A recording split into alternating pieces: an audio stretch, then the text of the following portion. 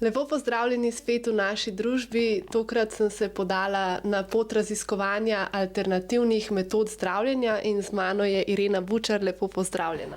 Živijo. Torej, skrb za zdravje po holističnih metodah in principih tradicionalne kitajske medicine v življenje prinaša ravnovesje in stabilnost tako na fizičnem kot tudi psihološkem in čustvenem, duševnem in spiritualnem nivoju. Tako kot že napovedano, danes se bomo pogovarjali z Ireno Bučar iz Sano Balance, ki je leta 2018 dokončala 3-letni študij na mednarodni priznani fakulteti Irish College of Traditional Chinese Medicine, torej irski college za tradicionalno kitajsko medicino. In ta college tudi tesno sodeluje s kitajsko univerzo v Guangzhou. Hvala. Ampak da ne bom predolgo jaz govorila, bom kar tebe vprašala, kaj je tebe pripeljalo na pot alternativnih metod zdravljenja? To se je v bistvu zgodilo vse po enem velikem naključju.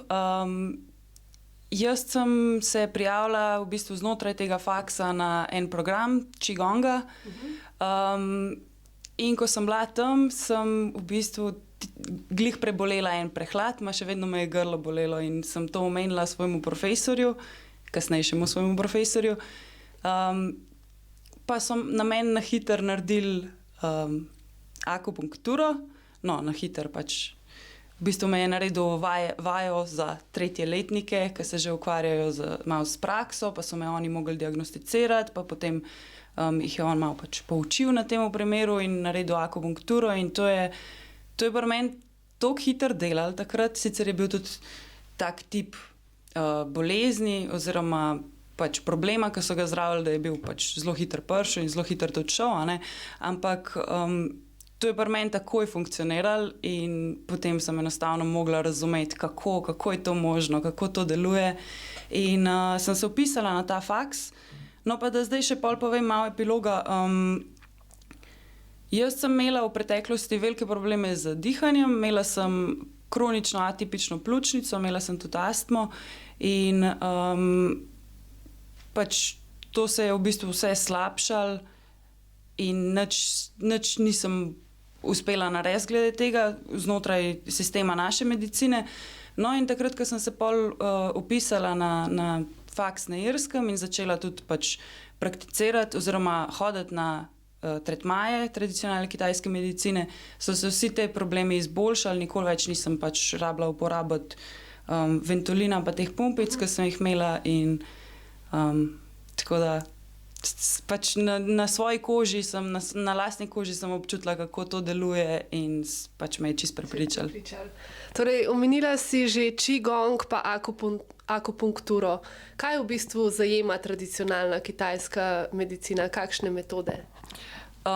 Tradicionalna kitajska medicina je cel sistem medicine, kjer pač lahko uporabimo, lahko izbiramo med različnimi metodami, glede na to, kaj je najbolj primerno za stanje in za človeka, ki ga zdravimo. Akupunktura je mogoče najbolj poznana metoda, ampak je samo en majhen delček tradicionalne kitajske medicine. Mogoče največji del je herbologija oziroma zdravljenje z zelišči, potem Qigong so vaje, ki jih delaš zase, za svoje zdravje. To je potem nekaj podobnega mogoče kot praksa joge, ki jo delamo vsak dan, oziroma kaj točno je Qigong? Tako kot recimo neka mešanica med jogo pa meditacijo. Zelo pomembno je to, kje si z mislimi pri Qigongu. Potem imamo pa še cupping oziroma ventuze, ki se uporablja pač vakuum za te, športniki velikokrat to uporabljajo. Pa mokso, ki je toplotna terapija, tako da je kar veliko metod, med katerimi lahko izbiramo. In za kakšne simptome pa je, katera metoda je mogoče kaj določeno? Če nekoga boli koleno, bo dobil kap. Ne, v bistvu je majčkeno bolj zakompliciran kot to. Res je vedno treba narediti celotno diagnozo. Pač ne smemo prevajati terminov iz enega sistema medicine na drugega, da bi rekel, za astmo se pa uporablja pa ta metoda. Vedno jo prilagodimo uporabniku, specifičnemu uporabniku in pač problemom, ki so. Zdaj, prej sem omenila, da recimo tele cupping se bolj uporablja na športnikih, to zaradi tega, ker je mogoče malo bolj superficial, bolj za kakšne probleme z mišicami pa take stvari. Akupunktura je zelo fajn, zato ker se jo res da uporabljati na zelo širokem spektru zdravstvenih problemov. Herbologija je super, ampak ima pač znotraj sebe že določene probleme, pač, da se je ne da uporabljati pri pacientih, ki imajo recimo zelo šibek prebavni sistem, ali pa pri takih, ki jemljajo en kup drugih zdravil, pa tako. Tako da je treba res vedno izbrati glede na specifičen problem pa specifično osebo, ki je pred tabo. Kaj pa recimo, če se kdo boji igel pa akupunktura, to gre skupaj? Ja, igle, same akupunkturne igle so zelo, zelo tanke. Mi si predstavljamo pod iglo nekaj, kar pač smo videli pri zdravniku, ki ti recimo vzame kri. To ni nič takega kot to. Igle so tanke kot las. In več ali manj se sploh ne čuti, čuti se takrat, ko igla predere kožo, to je pa tudi vse. Recimo, akupunkturo se da uporabljati tudi na dojenčkih. Zelo dostikrat oni sploh ne opazijo tega. Sploh, če jih zamotiš, medtem oni ne opazijo, ko gre igla noter. Včasih potem, ko ven potegneš pa z alkoholom pobrišeš, takrat oni opazijo, da je nekaj bilo. Tako da to ni problem, so pa, kakor sem omenila, že tudi druge metode, ki se jih da uporabljati, če je to res tak problem, pa če so primerne. Ampak v filmih pogosto vidimo, ko je človek na akupunkturi in je poln igel, ampak temu ni tako v praksi tradicionalne kitajske medicine. Koliko igel se v bistvu uporablja v tretmaju? V filmih pogosto vidimo marsikaj, ja. Ja, akupunktura v bistvu ni res tako, da te naredijo kakor ježka. Sicer je zelo odvisno od tega, kje se je nekdo učil, pa kaj točno dela, ker je pač zelo veliko enih različnih tehnik, ali kako bi rekla, ampak v klasikih piše 1000 igel pozdravi eno bolezen. Pardon, da sem se pa zmotila. Ja. Obratno. Ja.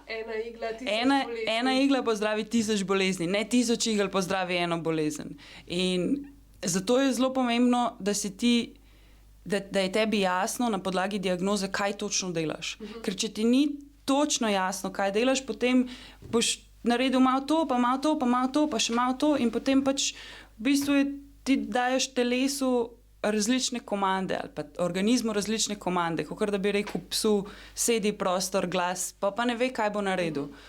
Pač moraš se osredotočiti, ugotoviti glede na diagnozo, kaj točno je tisto, kar je treba popraviti ali pa pomagati in se na to skoncentrirati. Tako da pač mi uporabljamo tam 6 do 8 igel recimo na seanso.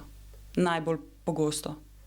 Kako pa potem poteka cel ta proces od diagnoze? Je potrebno priti mogoče na kakšen predobisk pred samo akupunkturo? Kako je zastavljen ta sistem zdravljenja? V bistvu diagnostična seansa se pač zgodi takrat, ko človek prvič pride na zdravljenje. Se pravi, ta prvič pač malo dlje traja, ker moraš dobiti celo sliko. Predvsem je to pomembno, pač vedno se gre za celo sliko. Ne? Zdaj, če nekdo pride s problemom s kolenom, je zelo različno, a se je on udaril, pa ga je začel boleti, ali njega postopoma počasi začel boleti. To je verjetno izvirali iz nekje drugje, iz nekje znotraj, pa je treba dobiti res celo sliko pač drugih njegovih simptomov, celega zdravstvenega stanja, pa zgodovine. Tako da ja, pač na ta prvi seansi dobimo celo sliko o pacientu, o njegovem zdravstvenem stanju in potem se pač zdravi. Tako da ta prvič pač malo dlje traja in imaš najprej recimo pol ure ali pa 40 minut diagnostike in potem akupunkturo. Akupunktura traja 20 minut. V vsakem primeru je 20-minutna? Ne v vsakem primeru. Pri dojenčkih recimo je to čas mogoče 1 minute. Kaj pa recimo po tretmaju je priporočljivo, da se kaj posebej sproščamo, je kaj prepovedano početi po tretmaju, kakšna so priporočila? Po sami akupunkturi nič takega. Ampak Kitajci oziroma v sistemu tradicionalne kitajske medicine bi vedno rekli balance. Vedno bi rekli vse po mejah normale. A ne? Pač, to je v bistvu najboljši nasvet, ki ti ga lahko dam iz področja tradicionalne kitajske medicine. Da ne greš nikjer preveč v ekstrem. Tako. Torej, zdaj bomo upoštevali tale nasvet in ne bomo šli preveč v ekstrem s temle pogovorom, zato na hitro skočimo še v oglase, vi pa ostanite z nami in se gledamo v nadaljevanju, ko bova spregovorili še več o tradicionalni kitajski medicini. Lepo pozdravljeni spet v naši družbi. Jaz sem tukaj z Ireno Bučar in pogovarjava se o tradicionalni kitajski medicini. Pa dajva kar nadaljevati s tem, da malce te vprašam, kako pravzaprav tradicionalna kitajska medicina deluje. Glede na to, da je to čist drugačen sistem zdravljenja, kakor ga mi poznamo, pa da se je treba najprej naučiti majčkeno po kitajsko razmišljati, jaz ne bi šla preveč v teorijo. Ampak bi rekla, da deluje v bistvu na princip povečanja zdravja. Ena stvar, ki jo je naš profesor zelo rad povedal, je, da samo nezdravi ljudje zbolijo. Okay. In tradicionalna kitajska medicina v samem smislu, v ideji je bila, v originalu je bila preventivna medicina. Ne? Ko je nekdo, recimo, cela vas je plačevala zdravniku en kovanc na teden in ko je nekdo zbolel, ta prva stvar je to, da je nehal plačevati. Zato, ker je njegova krivda, da je pač ta pacient zbolel. Po tradicionalni kitajski medicini to, da ti nisi bolan, še ne pomeni, da si zdrav. Vmes je cel spekter. In tukaj pač vedno stremimo k izboljšanju zdravja. Ni pa res to, da moraš biti zdrav ali pa da moraš biti pretežno zdrav, pač odlično deluje tudi na ljudeh, ki imajo kakšne zdravstvene probleme ali pa ki imajo resne zdravstvene probleme. Kakšna je meja med tem, da si res zdrav ali pa ne čisto zdrav? Kako to prepoznamo? Po mnenju mojega profesorja je res zdravih, to, kar bi Kitajci rekli Jing Shen, popolno zdravje, 2% ljudi na svetu. Okay. To, da si res zdrav, pomeni, da nikoli se ne prehladiš, nikoli ne zboliš, nikoli te ne boli glava. To so vse neke stvari, neki simptomi. Zdaj, noben od nas ne pomisli, če ima, ne vem, enkrat na mesec glavobol, da bo šel zaradi tega k zdravniku.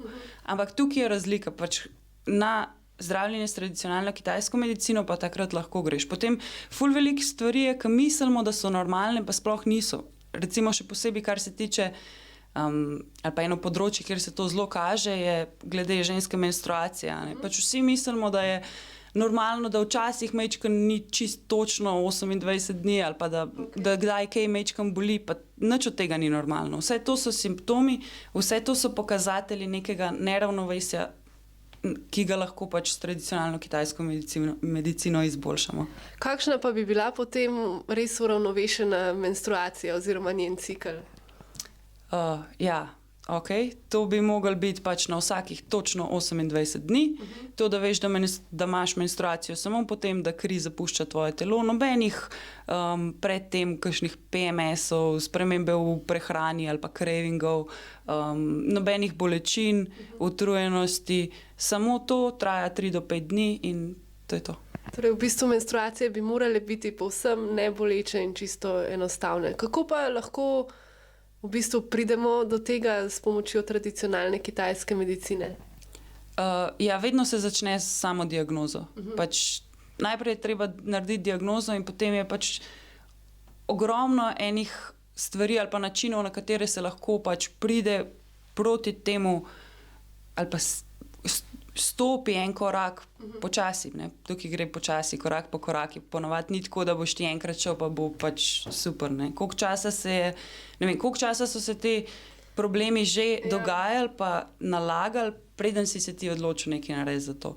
V glavnem, vedno je treba najprej narediti diagnozo, da lahko karkoli pač rečemo na kakšen način. Kaj pa za vse dvomljivce, ki niso prepričani v varnost tradicionalne kitajske medicine? Ali je tradicionalna kitajska medicina varna? Dvomljivcev imamo na vsakem nivoju zelo veliko. Kar se varnosti tiče, bi jaz rekla to, da se tradicionalna kitajska medicina uporablja na Kitajskem tudi kot edini sistem zdravljenja še vedno velike večine ljudi, že več kot 2500 let. Kitajci so zelo praktični ljudje. Če nekaj ne bi delali, tega ne bi ohranili toliko dolg časa. Tako da tradicionalna kitajska medicina, seveda, kadar jo izvajajo dobro trenirani, usposobljeni posamezniki, je popolnoma varna in je tudi popolnoma brez stranskih učinkov, ker se vse prilagodi, ker je tako individualistično, vse se prilagodi pacientu. Tudi kadar izbiraš recimo recept, ko smo govorili o herbologiji, se vedno malo modificira, majčkeno prilagodi, da bo točno tailor-made za tistega človeka. A ne? Če smo že pri tem dvomljivci, jaz sem tudi sama bila en tak dvomljivc in nisem verjela, da tradicionalna kitajska medicina deluje. No, tukaj lahko omenim to, da se pač zelo efektivno uporablja tudi pri zdravljenju nezavestnih živali, dojenčkov, pač ni placebo, dela in super je. Omenila si tudi, da se uporablja na živalih, ampak se v bistvu za zdravljenje živali je zajeto v tem študiju, ki si ga opravila tudi sama, ali je potrebno opraviti poseben študij, kot naprimer za veterinarja? Prvo je to, da ima vsaka država določene regulacije, kdo sploh lahko zdravi živali. Drugo je to, da pač pri tradicionalni kitajski medicini najbolj pomembna je diagnoza. Zdaj diagnoza na živalih majčkeno drugače poteka, ampak še vedno, če ti lahko narediš diagnozo, ki jo lahko narediš iz drugih znakov, no, kakor pač pogovora samega, ne, potem lahko pač delaš tradicionalno kitajsko medicino na živalih, ampak je pa seveda, če uporabljaš akupunkturo, tukaj so specifike, kar se anatomije tiče, tako da se moraš pač glede tega še naučiti stvari. Jaz sem jo uporabljala na svojem psu in akupunkturo in herbologijo in je super delal. Za kakšne težave pa je šlo ali je bilo bolj preventivno? Uporabljala sem jo na njemu za prebavne težave, akupunkturo, enkrat je pa imel eno bakterijo, pa je bil kar bogi, pa je sicer dobil antibiotike, ki so neki pomagali, ampak še vedno ni bil čisto prav, pa zato, da je postal tak, kakor je ponavadi, sem pa poskrbela za herbologijo. Niso mu sicer bili preveč všeč, tej zeliščni poparki, ampak sem jih dala pač v eno tako, kako se temu reče, pinceto ali kako pa, pa v gobček, pa se ni mogel preveč upirati. No, ampak če se vrneva zdaj spet nazaj k ljudem, kakšne so v bistvu prednosti tradicionalne kitajske medicine, poleg tega, da je v bistvu, kot smo že prej rekli, skrbi za izboljšanje zdravja, je mogoče še kaj drugega, kar lahko izpostaviva? Ja, jaz bi temu rekla to, da skrbi za izboljšanje zdravja pač predvsem brez res nekih neželenih učinkov. To, da zdravje oziroma izboljšanje zdravja, pa če tukaj govorimo o tem celostnem pristopu na vseh področjih, a ne pač ljudje, ki postanejo malo bolj zdravi, tudi začnejo sprejemati malo boljše odločitve, imajo malo boljše odnose. Tako da ja, res lahko pač zelo pomaga človeku tako mirno in lepo peljati skozi življenje, no. Bi potem mogoče tradicionalno kitajsko medicino priporočala predvsem ljudem, ki še niso bolni, ali komu bi priporočila ta način skrbi za zdravje? Jaz bi jo priporočila kar vsem, zaradi tega, ker res lahko pomaga pač pri izboljšanju zdravja. Zdaj sicer pač moraš najti nekoga, ki se s tem profesionalno ukvarja, pa ki ve, kaj dela, ampak jasno, pač vsak sistem medicine ima svoje prednosti, pa svoje slabosti. Jaz tukaj sicer ne vidim, ampak vsak ima svoje prednosti. Se pravi, ni tradicionalna kitajska medicina popolna za vse. Zdaj, če si nekdo z zlomom roko, je pač brez veze, da hodi k meni. Jaz imam sicer načine, kako mu pomagam, da recimo ne bo prišel do tega, da ga čez, ne vem, 25 let pa začne točno tam, kjer je bil zlomljen, pa tam začne boleti, pa da lahko napove vreme, pa kakšne take stvari. Ampak pač vsak sistem zdravljenja je dober za svoje področje. Tako da se je treba pač odločiti glede na sam problem. Zdaj, kakor sem prej si me vprašala, če bi to priporočala predvsem tistim, ki niso bolni. Zdaj, kako bolni, na kakšen način, ne? Pač v svetu, v katerem živimo, noben ne gre k zdravniku, če ni bolan. Ampak hočem to poudariti, da na zdravljenje tradicionalne kitajske medicine lahko greš tudi, če ni nič tazga, kar bi, ali pa recimo, da veš, da je nekaj narobe, pa pol ne znajo čisto ugotoviti, kaj je, pa te pošiljajo k enemu specialistu, pa drugemu, pa ti ne znajo čisto točno pomagati. Prej si omenila, da je treba res biti pozoren na to, da gremo k profesionalnemu zdravilcu.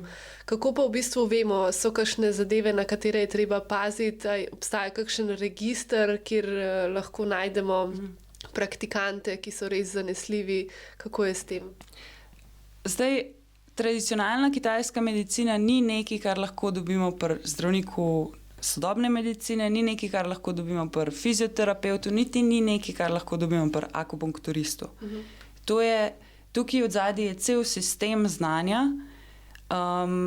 tako da če hočemo iti na zdravljenje s tradicionalno kitajsko medicino, potem je dobro pač preveriti, da je oseba, ki je to delala, usposobljena, da ima za sabo neko legit šolo, da je zavarovana, ker se pač to spodob, pa tudi kaže na profesionalnost, pa da je član nekega registra ali pa zbornice. Zdaj, ker je to ni tako zelo regulirano, pač nimamo nobene,